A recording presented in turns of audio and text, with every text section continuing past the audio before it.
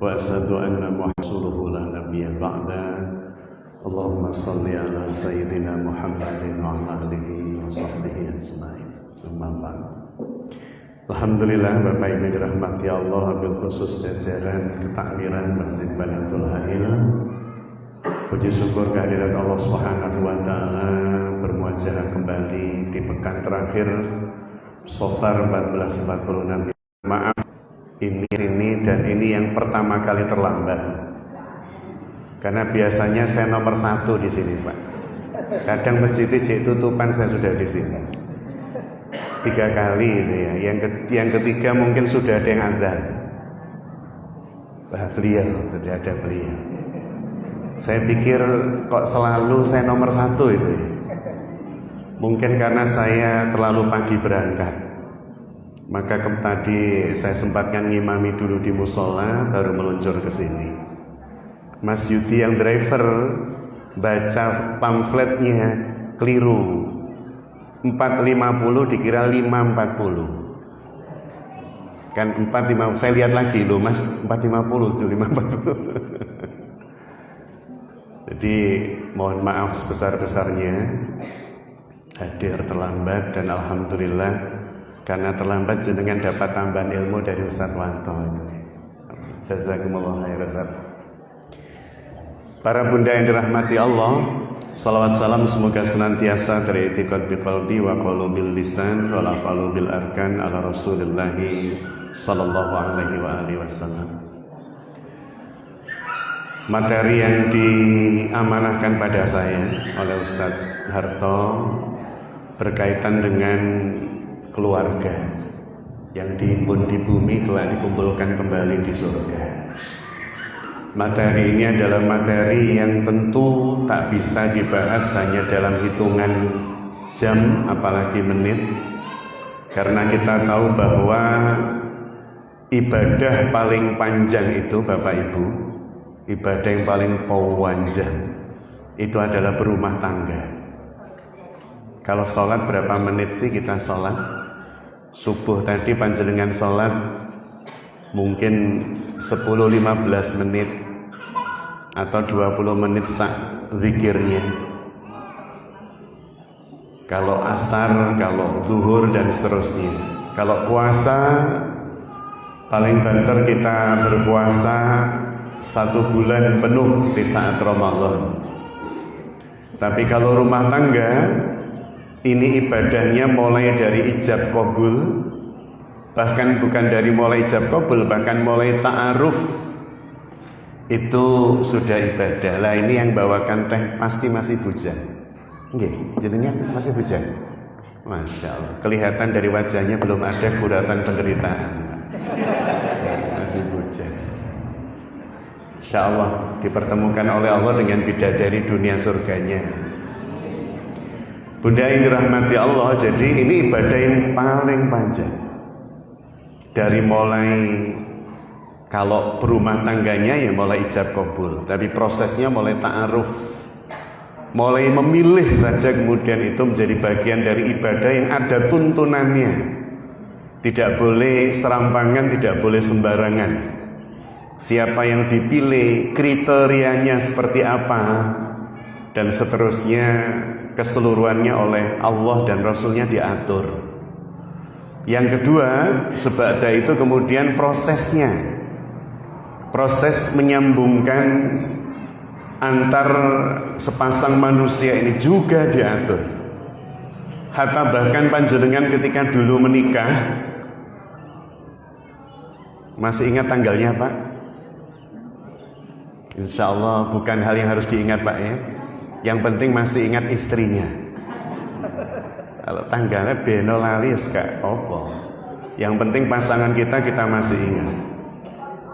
Jadi para bunda yang dirahmati Allah, ketika kemudian orang menikah, sepasang suami istri menikah, itu sampai kemudian undangannya, desainnya itu desain yang ada unsur ibadahnya. Sampai kemudian mengutip ayat, mengutip firman Allah. Jenengan undangan RT napa nanti ada firman Allah begitu Pak. Mboten wonten nggih? Undangan arisan kok qala Allah Ta'ala, nggak ada. Tapi kalau undangan nikah itu rata-rata ada. Pak, Pak kameramen. Lah, jenengan dulu nikah masih ingat di undangannya? Dulu pakai ayat apa dulu, Pak? Loh, Pak Darun ingat, Pak Darun? Teningan. Rata-rata orang menikah itu di undangannya tercantum surah apa, Pak? Ar-Rum ayat 21. Saya belum pernah undangan itu kok Al-Baqarah 255. Ayat kursi mboten ate, Pak. Undangan nikah terus cuplikannya ayat kursi mboten wonten. Atau An-Nas, Al-Falaq, Al-Ikhlas nggih mboten wonten. Selalu Ar-Rum 21. Kenapa? Karena orang yang akan menikah itu faham, tahu. Ini adalah bahtera rumah tangga yang berlayarnya waktunya panjang, lama, dengan orang yang tetap. Panjenengan kok kemudian pergi pulang melewati tempat yang tetap, tidak berubah selama bertahun-tahun. Ngaten mawon. Panjenengan dipun tampi kerja, datang sebuah instansi atau lembaga. Hari pertama panjenengan bekerja dari rumah menuju tempat kerja, maka tempat kiri kanan jadi indah napa mboten? Hari pertama diterima kerja jadi indah, menikmati. Tapi ketika kemudian panjenengan sudah lewat tempat itu bertahun-tahun, wonten raos bosen apa mboten?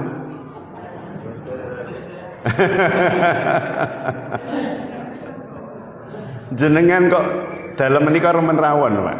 Meskipun di Manatul Hail tidak pernah saya disuguhi rawon, Pak. Ini bukan request, betul. Itu sekarang, Pak.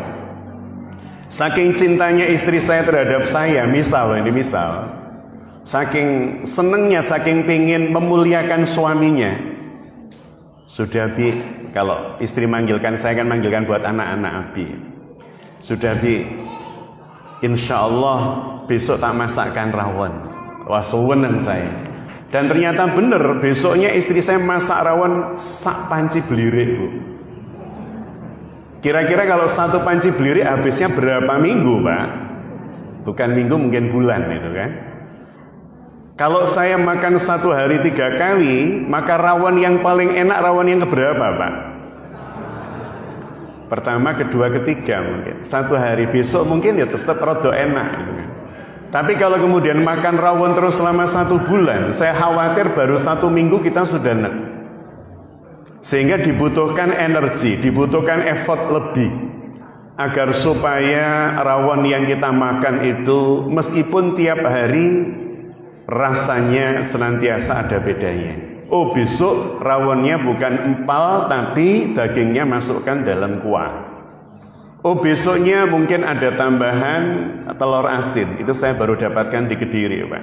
Saya di Mojokerto, di Surabaya, itu tidak pernah ketemu rawon dengan telur asin. Biasanya dengan perkedel atau dengan Bali, gitu kan. Atau kemudian rawon dengan tempe goreng. Ini kok bayangno segodo toh, Pak? Artinya apa? Agar supaya makan rawon itu tetap menjadi enak, berarti ada seni kuliner yang kita masukkan. Sama dengan berumah tangga. Saya baru 26,5 tahun, ini mau masuk 27 tahun dengan istri saya. Dan saya merasa ada fase, ada saat-saat kita harus kreatif dari cara komunikasi, dari apa yang kita lakukan, dari apa yang tersepakati dan seterusnya. Sehingga barusan kemarin saya ngobrol sama istri intens itu ya. Masya Allah. Saya yakin bapak-bapak juga mengalami, apalagi yang pernikahannya udah lebih dari 30 tahun. Kita ngobrol, tambah lama format cinta kita itu menjadi format yang lebih smooth, lebih halus. Seperti teman, seperti kawan, seperti ya kalau kita ngobrol itu jadi Masya Allah. Jadi ketika kemudian kita memahami itu semua, maka kita pasti akan mengupayakan agar supaya berumah tangga itu menjadi ibadah yang menyenangkan. Jangan sampai panjenengan kula sami ibadah kok tidak menyenangkan. Ibadah itu kalau tidak menyenangkan, maka kalau kita punya kesempatan untuk melanggar, pasti kita langgar. Contoh nggih, wonten apa mboten? Lare, remaja, mahasiswa, remaja dewasa berarti, yang ketika di rumah sholat Pak, bersebab terus diobrak-obrak diawasi orang tua. Lepas dari orang tua, di tempat kosnya atau di tempat di luar rumah, mereka tidak sholat lagi. Wonten apa mboten? Tidak sedikit Pak. Saya nggak mau ngomong banyak, tapi tidak sedikit. Jadi ada banyak orang tua yang mengeluhkan anak ketika didampingi orang tua sholatnya lengkap. Tapi ketika kemudian mereka sudah tidak lagi didampingi orang tua atau jauh dari orang tua, mereka merasa bebas untuk sholat atau tidak sholat. Itu berarti anak yang seperti ini tumbuh kembang dari keluarga yang menjadikan sholat itu bukan ibadah yang nyaman. Artinya apa? Ketika ada peluang untuk merasakan kenyamanan, meninggalkan sholat bagi dia nyaman, maka dia akan tinggalkan. Ada beberapa ibu-ibu itu sampai nangis-nangis. Saya dapat informasi dari temannya anak saya, satu kosan, satu kamar, Ustadz, anak saya tidak sholat di Surabaya. Kuliahnya di sebuah institut ternama dan seterusnya. Secara IQ cerdas, tetapi secara spiritual dia tidak memiliki kekuatan yang mumpuni untuk melawan godaan duniawi. Maka sekali lagi Bunda yang dirahmati Allah, berarti menikah itu ibadah yang kita sepakat ini paling panjang. Dari mulai ijab kabul, kemudian prosesi pernikahan kita seperti apa. Ada orang yang ketika menikah itu, mantu itu, Masya Allah gebiarnya luar biasa. Selesai mumet bayar utangan Pak. Padahal tekor kata Ustaz. Padahal tidak ada perintah kok kemudian panjenengan walimatul urs itu dengan mewah, itu tidak ada. Perintahnya walimah. Perintahnya panjenengan mengadakan perayaan, mengadakan tasyakuran, mengundang kerabat, teman, tetangga. Iya, tapi tidak ada perintah untuk bermewah mewah. Apalagi sampai nganak-nganak ini orang duit. Bahkan sebab itu kemudian pernikahan anaknya bermasalah bersebab ketika buka kotak. Ini terjadi Pak. Dan iya, ibunya lapor ke saya Pak. Masa ketika kotaknya dibuka, anaknya yang ngambil semua, wong tuane ora dikei padahal biayanya, wah jadi geger. Coba bayangkan, dari awal pernikahan sudah muncul muskilah. Bersebab apa? Visi dan misi membangun rumah tangganya boten krono Allah, tapi krono simbol-simbol yang bersifat materi. Ini jadi catatan kita semua, termasuk saya pribadi. Maka Bunda yang dirahmati Allah, kita lihat bagaimana Islam mengatur. Rasulullah mencontohkan, Quran dan Sunnah berbicara tentang berumah tangga.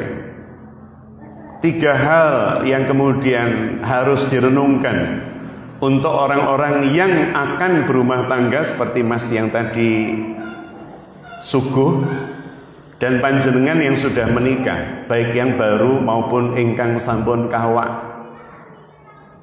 Pak Der pun pinten 10 tahun menikah. Supe. Tidak masalah, yang penting jangan lupa istrinya. Itu Pak. Jadi saya yakin udah puluhan tahun Pak Der menikah. Apa kelihatan banyak penderitaan ya Pak Der? Pak Dar kelihatan selalu seger dan senyumannya saya yakin itu menawan buat Buddha. Bunda yang dirahmati Allah, 3 hal yang kemudian menjadi bekal visi dan misi dalam keluarga yang diajarkan Quran Sunnah. Yang pertama, seluruh amal panjenengan kula sami itu kan basisnya niat. Sampai-sampai di dalam kitab-kitab fikih itu bahasan pertamanya hampir bisa dipastikan babun niat. Kita baca kitab fikih, yang pertama niat, toharo, ujungnya biasanya jihad fisabilillah. Bukan tidak terencana para ulama membuat susunan begitu, Pak. Kita yakin bahwa para alim di masa lalu adalah orang-orang yang memang memiliki kapasitas dan kemampuan ilmu yang mumpuni, sehingga sebelum jihad itu kemudian bangunan apa saja yang harus dimiliki oleh umat. Jadi ketika kemudian kita sampai di babun niyah, biasanya yang pertama dicuplik adalah An Umar atau Abu Hafs, Umar ibnul Khattab radhiyallahu an, yang menyampaikan qala Rasulullah sallallahu alaihi wasallam, innamal a'malu binniyat. Lah kalau ini kita putus di sini bahaya. Karena lanjutannya kan panjang hadis itu. Wa innamal likulli imri'in ma nawa. Faman kana hijratuhu ilallahi wa rasul, fa hijratuhu ilallah wa rasul. Faman kana hijratuhu ila dunya yusibuha wa imra'atun yankihuha fa hijratuhu ilaihi. Jadi hadisnya panjang, tapi biasanya namun dipungkas innamal a'malu, dan kemudian kita komen tanpa like and subscribe. Kita kemudian bilang, ya sepenting kan niati toh Ustaz. Sing penting niati. Apa bener? Karena Rasulullah berbicara di dalam hadis tersebut konteksnya niat, balasan niat, dan perilaku bersebab niat. Jadi nggak diputus hadisnya cuman innamal a'malu binniyat. Sungguhnya amal itu bergantung pada niatnya. Karena ujung dari hadis itu adalah peristiwa hijrah. Menikah hijrah apa boleh? Bahkan dalam hadis itu ada pemangkanan, dan barang siapa yang hijrahnya bersebab imro'ah, bersebab wanita yang kihuha, yang dia pengen menikahinya, nah begitu. Artinya orang ketika menikah itu bagian dari hijrah.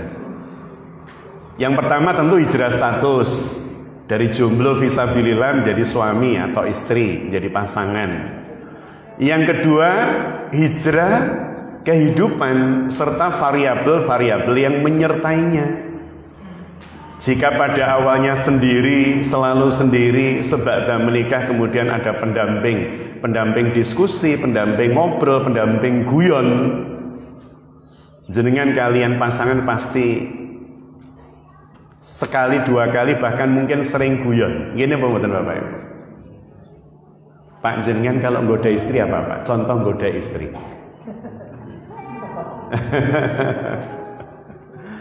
Kadang kita saling menggoda. Rasulullah SAW dengan para ummahatul mukminin begitu Pak. Menjadikan kemudian hubungan itu tidak sekedar terhormat, saya suami, kamu istri, saya punya hak, kamu punya hak, kamu kewajiban, saya juga punya kewajiban. Tak sekedar itu. Tapi kemudian beliau menjadikan pernikahan itu memiliki pernik-pernik yang indah untuk dinikmati. Meskipun ada 1, 2 hal yang saya masih belum bisa seperti Rasul. 1, 2, 3, 4, 5 hal gitu ya. Jadi misal kalau ini saya pernah lakukan dengan istri. Rasulullah Shallallahu Alaihi Wasallam itu pernah berlomba lari dengan ibunda Aisyah radhiyallahu anha. Nanti panjenengan Pak, ayo maji, ayo. Jenengan melayu, istri ngejar, maling gitu. maling hatinya istri. Jadi contoh itu, contoh yang lain. Rasulullah Sallallahu Alaihi Wasallam ini yang saya belum pernah, mohon maaf ya, ini anak-anak kan di luar. Rasulullah Sallallahu Alaihi Wasallam dengan istri itu pernah mandi dalam satu bathtub Pak, dalam satu bejana besar. Saya tidak yakin panjenengan pernah. Ya mungkin ada 1, 2 yang pernah. Bukan dalam satu kolam renang, bukan. Dalam satu bathtub. Panci kata saudara. Panci lah ya ruwet. Kemudian contoh yang lain. Ada sebuah kitab Pak. Tulisan Syekh Shaleh Al-Munajjid. Bagus. Kitab tersebut berkaitan dengan interaksi Rasulullah dengan para ummahatul mukminin. Sampai-sampai dilukiskan bagaimana cara Rasulullah SAW makan dan minum bersama istrinya. Jika sang istri memakan sebuah roti gandum dari bagian gigitan itu ya, yang digigit oleh istri, maka Rasulullah akan menggigit roti itu dari tempat di mana istri itu menggigit. Masya Allah. Jadi makan katakan roti besar itu ya. Kalau kita di Mekah Madinah itu roti-roti tawar itu. Itu kalau kemudian Aisyah ibunda kita itu makan dari satu sisi, sebab itu kemudian Rasul minta roti itu untuk dimakan bersama, maka Rasul akan mulai makan dari bekas istrinya itu, Pak. Kalau jenengan gimana, Bu, Pak? Ini kerowak istri udah ngerowak itu ya. Jenengan bagian mana? Mungkin kita di bagian yang berbeda gitu kan. Woi kisah sampean durung sikatan gitu. Jadi saya baca itu ada sekitar 630 hadis. Interaksi Rasul dengan Ummahatul Mukminin dan keluarga beliau, dengan cucu, dengan anak. Saya melihat Masya Allah Rasulullah itu menjadikan keluarga itu indah. Jadi poin pertama memang dari kata wai itu, Pak. Dari mulai niat yang ditata secara benar, yang ditindaklanjuti dengan cara yang juga benar. Niat pernikahan dalam rangka untuk memenuhi separuh iman. Separuh iman kemudian dipenuhi bareng-bareng bersama-sama, menjadikan terpenuhinya separuh iman kita ketika menikah. Artinya apa? Dari situ saja kemudian kita paham dan tahu menikah itu satu ibadah, dua dalam rangka untuk menjaga gharizatun nau. Jenengan kula sami menika bun ya, kita itu punya gharizah, jamaknya ghorois. Maknanya naluri. Salah satu bentuk naluri kita yang kita punya adalah gharizatun nau. Naluri mencintai lawan jenis memang dimunculkan oleh Allah dalam rangka apa? Melanjutkan generasi manusia ini. Maka yang pertama kali hadir di bumi adalah Adam dan Hawa, bukan Adam dan Herman, Pak. Bukan Adam dan Asep, bukan Adam dan Tono, tapi Adam dan Hawa, laki-laki dan perempuan, disertai dengan gharizah untuk memberlangsungkan kehidupan manusia beranak pinak, muncul rasa cinta terhadap lawan jenis. Sehingga kalau kemudian diarahkan dunia ini dalam kehidupan sekuleristik, hedonisme yang sejenis kemudian saling suka, dibiarkan kecenderungan syaitan itu pada manusia, maka bisa dipastikan yang pertama itu dosa, haramun mutlakon, haramnya mutlak. Yang kedua, jika itu terjadi seperti di berbagai belahan bumi termasuk di Jepang misalnya, Jepang hari ini krisis manusia, Pak. Kekurangan orang, sampai-sampai sepasang suami istri yang punya anak mendapat tunjangan dari negara. Kalau jenengan misalnya per satu anak dapat tunjangan dari negara, terus pundi, Pak? Yo jenengan pinten kira-kira. Jadi di Jepang itu sampai begitu. Karena apa? Kekurangan penduduk. Mereka khawatir sampai di titik tertentu akan punah. Jadi Masya Allah, Islam itu agama yang sesuai fitrah. Yang pertama nih nggih, visi dari mulai niat untuk berumah tangga. Saya percepat. Menika ngantos jam pinten, Pak? 6:30. Baik. Bunda yang dirahmati Allah, ingkang nomor kali sebab panjenengan kula sami sudah menetapkan niat. Loh Ustaz, kita udah nikah, sudah berpasangan dengan pasangan kita udah puluhan tahun, tetap wajib atau paling tidak niscaya itu ya, untuk kemudian memperbarui niat kita, untuk kemudian menjaga niat kita, lebih tepatnya menjaga. Kalau kemudian niat itu mulai pudar, kita pertebal lagi. Saya contohkan ngaten lah. Ini kan Agustusan nih. Masih Agustus nih. Di berbagai tempat ada banyak, ada gerak jalan, ada pawai, ada macam-macam, ada lomba. Nah, di antara lomba-lomba yang dilakukan di bulan Agustus, salah satunya membawa kelereng di atas sendok. Pertanyaan saya, Pak, Bu, ketika anak-anak itu membawa kelereng di atas sendoknya, niatnya apa niatnya? Niatnya berjalan cepat, kelereng tidak jatuh sampai ujung. Gini betul.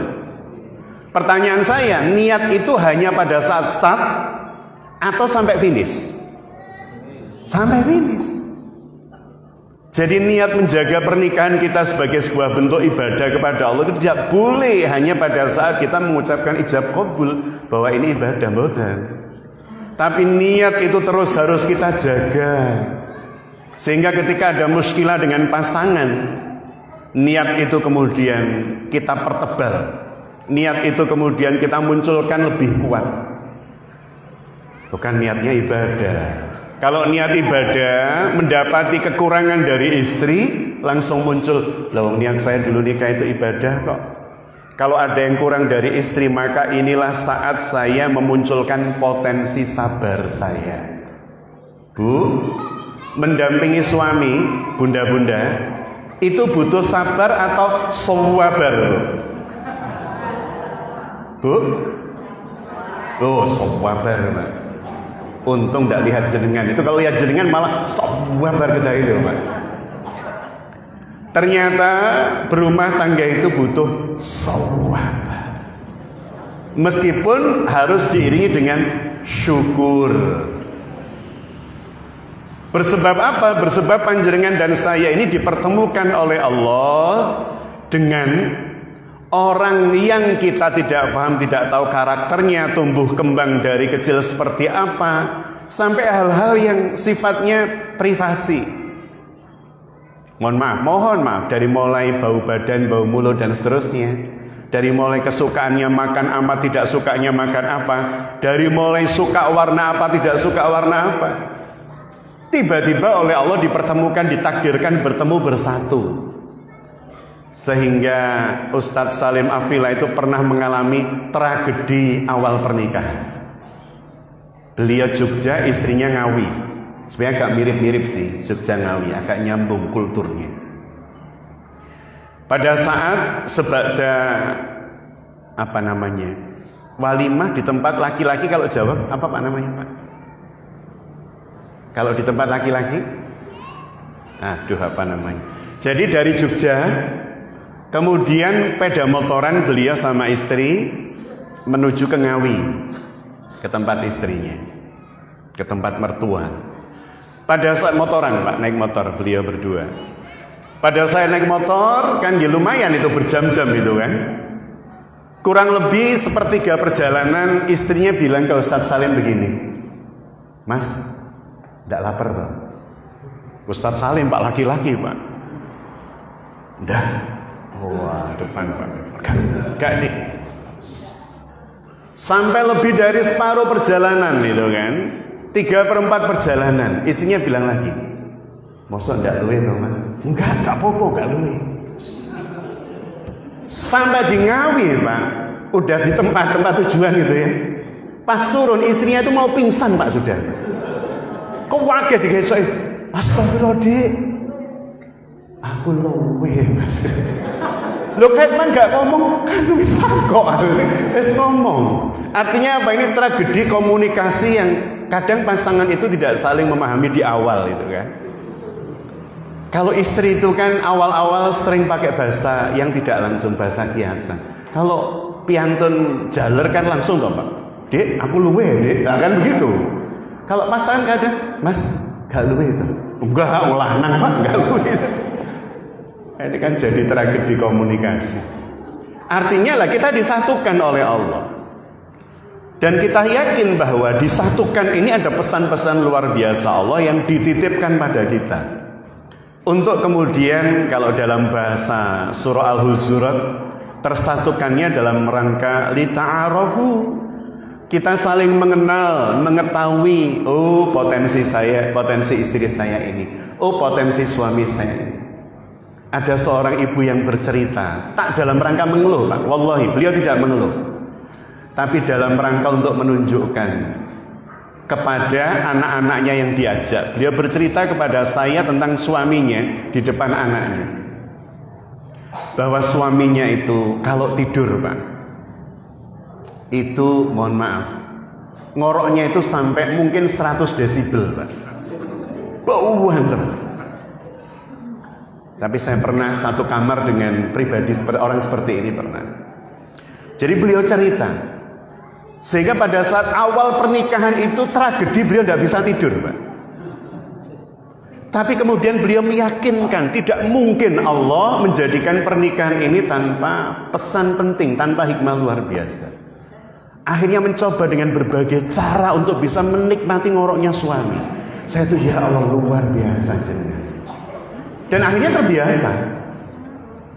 Ketika saya satu kamar dengan teman yang ngoroknya buantar, beliau udah bilang, Ustaz, nanti jenengan sari rumiin. Saya khawatir jenengan nggak bisa tidur karena saya kalau tidur ngorok. Oh, alhamdulillah jujur itu kan. Cuman saya bukan tipikal orang yang tidurnya sore, itu kan masalahnya. Sehingga yang saya lakukan justru menunggu beliau tidur ngorok Pak ya. Setelah itu kemudian saya masuk kamar, saya pakai headset, tutup bantal, dengarkan apapun yang saya bisa menikmati. Meskipun tetap kalah dengan ngoroknya ternyata. Saya coba ternyata tetap masuk itu ya. Maka saya bayangkan ibu tadi itu, Masya Allah, berarti setiap tidur ibu itu dapat pahala. Karena beliau ridho. Sampai kemudian bisa menikmati sesuatu yang mungkin bagi orang lain tidak nyaman. Artinya kita seperti itu dengan pasangan itu.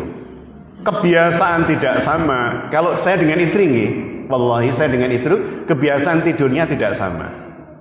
Istri saya menikah, kalau tidur lampunya padang-padang, Pak. Tidak suka dimatikan. Saya itu sulit tidur kalau tidak dimatikan lampunya. Kecuali kalau cuape. Jadi kalau dalam situasi normal itu kalau lampu pas padang-padang nanti sulit. Maka saya tutup dengan bantal. Tapi kemudian agak menyiksa karena saya punya sinusitis, Pak. Sinusitis kalau oksigen tidak banyak jadi sesak. Maka yang saya lakukan dan saya merasa matur sembah nuwun, ya Allah, istri saya itu suka tidur dengan lampu nyala. Tapi kalau sudah ketemu bantal itu makblek. Iya Pak. Dan istri saya nggak suka tidur di atas jam 9 itu. Pokoknya sebelum jam 9 sudah tidur. Tapi jam 2 sudah bangun. Jadi bagi saya matur sembah nuwun, ya Allah, nggak capek-capek. Sehingga istri saya tidur, lampu baru saya matikan. Meskipun ketika dia bangun itu ya jam 1 nyalakan lagi itu ya. Jadi kita dipersatukan. Maka di posisi yang kedua ini kan 3 hal tadi ya. Yang pertama jaga niat dari awal sampai akhir kita berumah tangga sampai nanti menghadap Allah. Kemudian yang kedua memahami dan mengetahui posisi dan porsi masing-masing, hak dan kewajiban. Maka saya wajib mengetahui dan memahami kewajiban istri. Saya wajib tahu, memahami hak-hak istri. Sehingga kemudian kalau itu menjadi haknya, maka kewajiban itu tuntutan bagi saya. Persis seperti ketika Abu Bakar As-Siddiq jadi khalifah, Pak. Ketika beliau diangkat menjadi khalifah, yang kemarin di Darul Asfa kita angkat tema itu. Ketika beliau diangkat menjadi khalifah, dibaiat dengan baiat iniqad di Saqifah Bani Sa'idah. Khutbah pertama beliau setelah memuji Allah, berselawat atas Rasulullah, mengutip firman Allah di dalam Al-Quran tentang ayat-ayat ketakwaan. Sebab itu beliau bilang begini, aku dipilih bukan bersebab aku lebih baik dibanding kalian. Dan sungguh orang-orang yang lemah di antara kaum muslimin adalah orang yang kuat di hadapan Allah atas saya. Orang-orang yang lemah, du'afa, fuqara, masakin, kalian adalah orang-orang yang kuat di hadapan Allah bagi saya. Kenapa? Karena orang du'afa, fuqara, masakin itu haknya terhadap negara besar, Pak. Harus dipenuhi hal-hal yang menjadi hak mereka. Maka Abu Bakar mengatakan, hak kalian di hadapan Allah menjadikan kalian kuat di hadapan saya, dan saya harus memenuhi hak-hak kalian itu. Dan kekuatan kalian akan lemah jika hak kalian saya penuhi, kewajiban saya berikan. Sebaliknya orang-orang kaya di antara kalian, orang-orang berduit, orang-orang yang punya pengaruh, kalian lemah di hadapan Allah terhadap saya. Kenapa? Karena kalau orang itu kaya raya, berduit dan seterusnya, maka kewajibannya terhadap negara kan besar, Pak. Dongin apa betul? Kewajibannya terhadap negara besar, terhadap umat besar. Maka kata Abu Bakar, maka kalian lemah di hadapan Allah, di hadapan saya. Tapi kalau orang miskin kuat di hadapan Allah. Tapi kalau lemah, orang kaya lemah sampai aku mengambil hak Allah dari kalian, zakat, mal dan seterusnya, baru kalian kuat posisinya di hadapan saya, karena kewajiban kalian sudah ditunaikan. Maka jenengan dengan istri juga begitu, Pak. Ibu-ibu dengan suami juga begitu. Saya sampaikan kepada istri, jenengan itu di hadapan saya kuat sampai kewajiban saya terhadap istri semua saya tunaikan dengan baik. Tetapi kalau kemudian kewajiban-kewajiban ini sudah tertunaikan, suami sudah melakukan sebaik mungkin sebagaimana yang disyariatkan oleh Allah dan Rasulnya, maka tuntutan panjenengan di hadapan Allah terhadap saya jadi lemah, karena saya sudah berikan. Sehingga para suami yang lebih seneng nyangkruk ning pos kamling dibanding membersamai istri dan anak untuk mendidik, mendampingi, berbicara dan seterusnya, itu istrinya kuat kedudukannya di hadapan Allah untuk nuntut dia. Lah apa tidak pernah diajak ngomong toh Pak istrinya? Apa tidak pernah ngobrol panjang lebar toh Bu suami jenengan dengan jenengan berkait anak-anak dan seterusnya? Lah wong suami saya itu loh Ustaz, kalau ngobrol dengan temennya itu bisa sampai mualem. Tapi kalau ngomong dengan saya paling kopi ini wis siap toh, segone wis mateng. Tapi ngomong tentang keluarga mau kemana ndak pernah, perkembangan pendidikan anak ndak pernah. Ini suami yang kelak akan lemah kedudukannya di hadapan Allah ketika istrinya menuntutnya. Istrinya jadi kuat, suaminya. Jadi bagaimana kemudian masing-masing memaksimalkan potensi bagi para suami? Potensinya adalah potensi pemimpin, mengarahkan, melindungi, menjaga, mendidik, membimbing. Agar supaya apa? Agar supaya kelak di hadapan Allah, panjenengan kula sami wahai bapak, wahai ayah, tuntutan pasangan kita dan anak-anak kita bukan tuntutan tapi pembelaan. Bukan tuntutan tapi pembelaan. Ya Allah, saya bersaksi suami saya adalah suami yang bertanggung jawab, suami yang mengarahkan saya, mendidik saya, anak-anaknya untuk semakin dekat dengan Allah. Suami yang ketika kami butuh dalam tanda petik untuk dibimbing, untuk ditenangkan, senantiasa ada. Maka ini menjadi hal yang niscaya bagi setiap bapak. Ibu-ibu yang ngaten, suami ini satu di antara 8 pintu surga panjenengan. Ketika panjenengan mentaati suami, tapi suami kula Ustaz ora pantes ditaati. Mungkin kalau ada Fir'aun zaman ini ya suami saya itu. Sinten Bu suaminya istrinya Fir'aun Bu? Asia. Bukan Aisyah loh nggih, Asia. Setelah Asia, Afrika, Australia, Amerika. Asia binti Muzahim. Dan ibunda orang-orang mukmin ini, wanita-wanita hebat ini, karena nanti beliau akan jadi penghulu wanita di surga bersama Maryam, bersama ibunda kita Khadijah Ummul Mukminin radhiyallahu anha dan Fatimah binti Rasulullah. Asia menikah. Ternyata meskipun punya suami yang napa nggih? Zalimnya pol-polan, beliau tetap taat untuk hal-hal yang tidak melanggar syariat Allah, tetap taat. Kok kemudian harus ndamelaken wedan? Iya ndameli wedan. Tapi untuk hal yang kemudian tidak diridhoi Allah, contoh begini. Ada suami bilang, "Ma, aku ditimbali Pak RT, katanya disuruh bilangi sampean besok karnaval RT kita harus mengeluarkan pawai. Ma, dipilih sampean oleh Pak RT karena katanya diantara wanita RT sampean sing paling cocok pantes. Dipilih apa ya? Dadi Nyi Loro Kidul." Nyi Loro Kidul iku mah gak nggawe kudung, gak nggawe himar. Ma, sampai nek dadi Nyi Loro Kidul terkenal kok, Ma, mesti wong-wong terpukau. Ma, Meni lho ya, aku wis ngomong Pak RT soalnya sanggup, aku wis sanggup ngomongi bojoku mama meni melok. Sebagai bentuk ketaatan pada suami meni mama dadi nyi loro kidul, berarti aku dadi Pak loro kidul.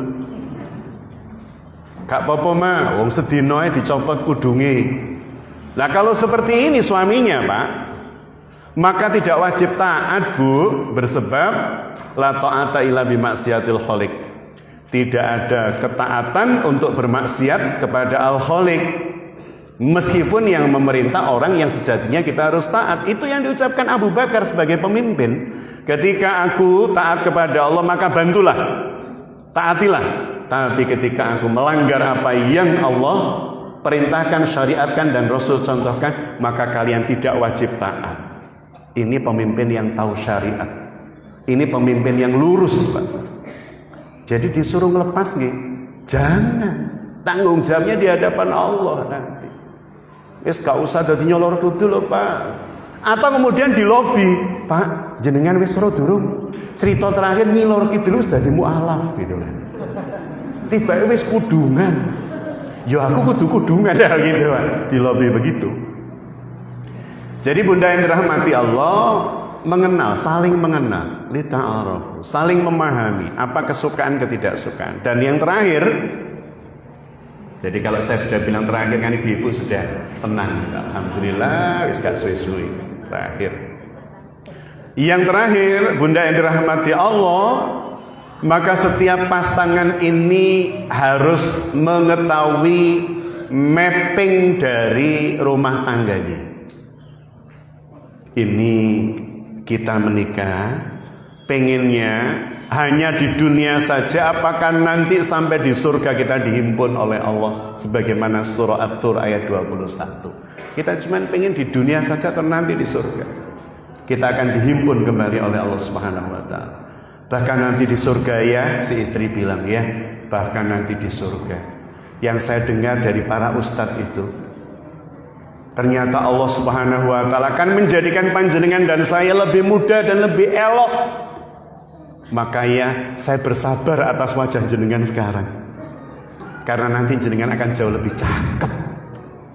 Yang semoga dengan kesabaran itu bisa mendatangkan keberkahan hidup saya. Suami kalau dibegitukan gimana Pak?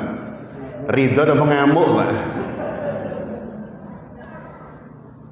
Ya, saya menikah dengan ayah itu Masya Allah lengkap seperti hadis Rasulullah SAW, bahwa setiap muslim mukmin itu diberi oleh Allah potensi yang membuat ajab li amril mukmin. Ajaib sekali, menakjubkan sekali kehidupan urusan orang-orang mukmin itu. Bersebab apa? Mereka oleh Allah diberi potensi syukur dan sabar. Alhamdulillah ya, aku nikah mbek panjenengan itu plus klop, ada syukur dan sabar. Jenengan bersyukur dapat saya dan saya harus sabar dapat jenengan. Wis klop syukur dan sabar. Jadi apa yang kemudian harus dilakukan gitu kan? Apa yang kemudian harus nyekolahkan anak, bicarakan bareng. Ada visi dan misi ke depannya, karena setiap hari panjenengan kula sami sampun matur datang Gusti Allah Maliki Yaumiddin. Kita meyakini sepenuhnya bahwa kelak di Yaumiddin, Yaumus Sa'ah, Yaumul Ba'ats, itu yang akan menetapkan dan menentukan kita surga neraka adalah Allah. Berarti harus iyyaka na'budu wa iyyaka nasta'in. Harus senantiasa menjaga agar supaya hidup kita itu ibadah. Maka harus bareng-bareng ihdinas siratal mustaqim. Mohon kepada Allah petunjuk jalan yang lurus. Yang jalan yang lurus itu Allah pun sudah memberitahu, yakni orang-orang yang oleh Allah diberikan an'amta alaihim, diberikan kenikmatan. Berupa apa kenikmatannya? Iman. Karena Allah tidak pernah memuji seorang hamba dalam Quran bersebab harta. Boten wonten, Pak. Nikmat yang Allah puji, kenikmatan yang Allah tetapkan pada seorang hamba yang Allah puji dalam Al-Quran, tidak ada tentang harta, tidak ada tentang fisik. Allah tidak pernah memuji Yusuf bersebab cakepnya. Boten jenengan boten ketemu, boten kemanggih. Allah tidak pernah memuji siapa lagi bersebab fisiknya. Musa bersebab fisiknya, boten. Cuman Allah menyampaikan Musa adalah seorang yang kuat. Kuatnya dari sisi apa? Allah memuji orang yang kuat dan amin, terpercaya. Allah memuji Musa begitu karena ketika Musa menolong dua putri Nabi Syuaib, sebagian mu'arikh mengatakan itu bukan putri Nabi Syuaib, anggaplah yang masyhur Nabi Syuaib.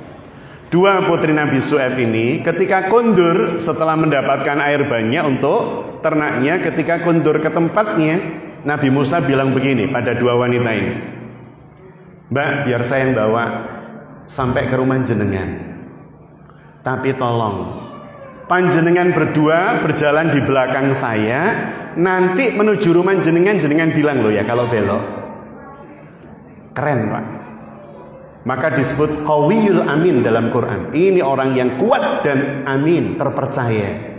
Ketika berjalan dengan seorang wanita, pengen ke rumahnya itu dia bilang, Mbak, aku sing ngarep, sampean buri. Engko lek mengko sampean ngomong ya. Karena khawatir kalau di depan kita itu perempuan, kita di belakangnya. Jenengan khawatir apa mboten? Nabi Musa itu khawatir. Sehingga dalam Quran disebutkan beliau di depan, dua wanita di belakang. Masya Allah. Makanya nyampe rumahnya Nabi Syuaib alaihissalam langsung dijadikan pekerja, dipek mantu. Bahkan jenengan kalau ketemu Bu, punya anak perempuan, punya ketemu laki-laki yang berjalan di depan anak jenengan, dipek mantu. Ya enggak gitu Pak. Orang berjalan juga belum tentu nolong gitu kan. Baik, jadi ujungnya Bunda yang dirahmati Allah, terus saling mengingatkan bahwa menikah itu dalam rangka ibadah. Kita harus terus connect dengan Allah, karena dalam kehidupan ini tidak ada yang tidak ada yang kita mampu atas keseluruhannya. Pasti banyak yang kita tidak mampu, tidak bisa, sehingga kita koneksitaskan pada Allah. Bahkan kadang suami pengen istrinya lebih lembut, mungkin lebih baik, mungkin lebih ramah, mohonnya pada Allah. Karena kalau kadang ngomonglah sama istri, Ma, jenengan iku lek ngomong mbok lembut ngono, itu bisa diamuk Pak. Lembutnya keluar dalam bentuk auman gitu. Mohon pada Allah. Insya Allah Allah yang menguasai hati setiap hamba akan melembutkannya bersebab munajat kita. Demikian pula istri terhadap suami. Ya Allah, jadikan suami saya suami yang bertanggung jawab atas kehidupan kami dan anak-anak kami, ibadah kami dan anak-anak kami. Sehingga kemudian Allah Subhanahu wa taala akan menetapkan kebaikan atas rumah tangga kita. Tersisa waktu 8 menit. Kalau ada yang mau tanya silakan, boten kula tutup kalian doa. Dan kelihatannya boten wonten, saya lihat karena bau hidangannya juga kok tidak ada bau ya Pak? Insyaallah ya. Baik, Bunda yang dirahmati Allah, meskipun ini hanya kulitnya saja kita bahas, ya masih kulit banget, tapi semoga ada kebaikan dan manfaat yang kita petik dan kita mampu mengamalkannya biidznillah atas izin Allah Subhanahu wa taala. Bismillahirrahmanirrahim. Kita tutup dengan doa bunyi. Bismillahirrahmanirrahim. Allahumma shalli ala sayyidina Muhammadin wa ala alihi wa sahbihi wa sallam. Alhamdulillahirabbil alamin. Hamdan syakirin, hamdan naimin, hamdan yuwaffi ni'amika fi mazidah. Ya Rabbana lakal hamdu kama yanbaghi li jalali wajhika wa 'azimi sultanik. Allahumma ya Allah ya Rahman ya Rahim ya mujibas sa'ilin, sahil umurana wa hasil maqasidana wa balighna ilaika ya Allah. Anzil alaina sakinah mawaddah wa rahmah wa barakah bi rahmatika ya arhamar rahimin. Rabbana ighfir lana wa li walidayna warhamhuma kama rabbayana shighara. Rabbana hab lana min azwajina wa dhurriyyatina qurrata a'yun waj'alna lil muttaqina imama. Allahumma ya Allah, hadirkan atas kami, rumah tangga kami, sakinah, ketenangan, ketentraman, kedamaian, mawaddah yang dipenuhi dengan cinta kasih warahmah, yang kasih sayangmu Engkau limpahkan atas kami, keberkahan Engkau limpahkan atas kami. Kami bermohon ya Rabb, kiranya Engkau ampuni hilaf dosa kesalahan kami, atasmu, atas kedua orang tua kami, wabil khusus atas keluarga kami, dan jadikan kedua orang tua kami hamba yang kau muliakan di sisimu. Kasih sayangi keduanya sebagaimana beliau mengasihi kami di waktu kecil, serta hadirkan atas kami pasangan-pasangan anak-anak di rumah kami, Allah, yang menyejukkan mata dan menenteramkan hati. Pasangan yang senantiasa mendorong kami lebih dekat kepadamu. Anak-anak yang senantiasa mudah menengadahkan tangan, bermohon kebaikan atas dirinya dan atas kami kedua orang tuanya, dan kelak menjadi saksi-saksi yang meringankan kedua orang tuanya ini persidanganmu ya Allah. Serta jadikan keluarga kami pemimpin di dalam ketakwaan. Rabbana atina fid dunya hasanah wa fil akhirati hasanah wa qina adzabannar wa adkhilnal jannata ma'al abrar ya aziz ya ghaffar ya rabbal alamin. Subhana rabbika rabbil izzati amma yasifun wassalamun alal mursalin walhamdulillahi rabbil alamin. Amin ya rabbal alamin. Demikian Bunda yang dirahmati Allah, mohon maaf jika ada khilaf salah dalam pemaparan penyampaian. Billahi taufiq wal hidayah. Assalamualaikum